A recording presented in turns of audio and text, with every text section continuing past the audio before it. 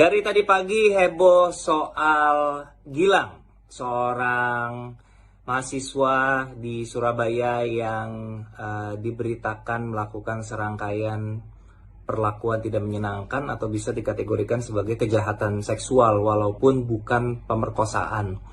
Lalu yang membuat orang lantas ramai ke gue adalah ada foto gue berdua sama dia. Jadi gue mau menjelaskan sesuatu tentang foto itu dulu ya, biar jelas. Gue nggak pernah dia bungkus. Jadi, kenapa gue bisa foto bareng sama dia? Sebenarnya sederhana sekali. Gilang itu, pertama gue tertarik, dia menarik perhatian gue gara-gara dia bikin review film Imperfect. Tulisannya bagus banget. Dia nge-review Imperfect dengan sangat detail, sangat bagus sekali. Terus, gue mulai siapa nih kok nge-review filmnya bagus gitu. Kemudian dia nonton film Imperfect sampai 12 kali di bioskop. Sebuah kejadian yang gue belum pernah alami di hidup gue. Ada orang yang nonton sampai 12 kali gitu. Di bulan Februari lalu ketika gue ada event di Tunjungan Plaza Surabaya, dia nge-DM, gue lupa kata-kata persisnya apa, pokoknya cuman kayak aku datang ya gitu. Terus ketika ketemu dia ngajak foto. Sebagai seseorang yang filmnya ditonton 12 kali sama penonton, pasti merasa dihargai, merasa respect lah gitu. 12 kali nonton film gue, masa iya foto bareng gue nggak kasih, aneh banget gue gitu kan. Ya udah, selesai sampai di situ, gue upload sebagai bentuk apresiasi, gue terima kasih udah nonton film gue 12 kali. Ketika beredar pagi ini, gue cek akun Instagram dia udah nggak aktif. Terus gue berusaha untuk menyebarluaskan apa yang dia lakukan dengan cara menyebarkan Twitter thread. Gue retweet ya di Twitter. Memang ini lebih banyak di Twitter. Kenapa gue nggak nge-repost di Instagram? Karena gue nggak nemu gitu. Karena konten-kontennya ini banyaknya di Twitter gitu. Aduan-aduan dari korban-korbannya Gilang. Jadi berbagai cerita, barang bukti, screen capture, foto-foto yang ada di Twitter, gue coba sebarluaskan.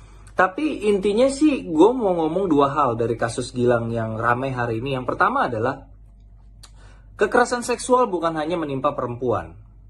Lo bisa lihat sendiri dalam kasus ini pelakunya adalah laki-laki, korbannya adalah laki-laki. Yang kedua, semoga dengan adanya kejadian ini kita semakin sadar bahwa betapa RUU PKS itu penting. RUU perlindungan terhadap kekerasan seksual itu penting. Gue mau baca satu pasal ya di RUU PKS ya tentang kasus ini, berhubungan sama kasus ini, karena yang terjadi ini bukan pemerkosaan kan. Lo mau masuk ke pidana juga bingung gitu, ini masuk pasal apa gitu. Tapi di RUU PKS pasal 12 ada tertera kayak gini. Poin 1, pelecehan seksual sebagaimana dimaksud dalam pasal 11 ayat 2 huruf A adalah kekerasan seksual yang dilakukan dalam bentuk tindakan fisik atau non-fisik kepada orang lain yang berhubungan dengan bagian tubuh seseorang terkait hasrat seksual sehingga mengakibatkan orang lain terintimidasi, terhina, direndahkan, dipermalukan. Poin 2, pelecehan seksual sebagaimana dimaksud dalam pasal 11 ayat 2 huruf A tadi adalah delik aduan, kecuali jika dilakukan terhadap anak penyandang disabilitas dan anak dengan disabilitas. Artinya apa? Artinya sebenarnya korban-korbannya Gilang bisa mengadu ke polisi seandainya RUU PKS ini adalah undang-undang. Jadi semoga hikmahnya dari kasus inilah kita bisa melihat betapa kekerasan seksual itu tidak sesederhana pemerkosaan. Kekerasan seksual tidak harus berkaitan dengan ancaman. Seringkali dalam banyak kasus tidak ada penetrasi seksual, tidak ada ancaman penghilangan nyawa, tapi itu semua bisa dalam bentuk intimidasi, dalam bentuk psikis ya kan, yang mengakibatkan sebenarnya yang udah dilindungi oleh undang-undang tadi adalah mengakibatkan orang lain terintimidasi, terhina, direndahkan atau dipermalukan.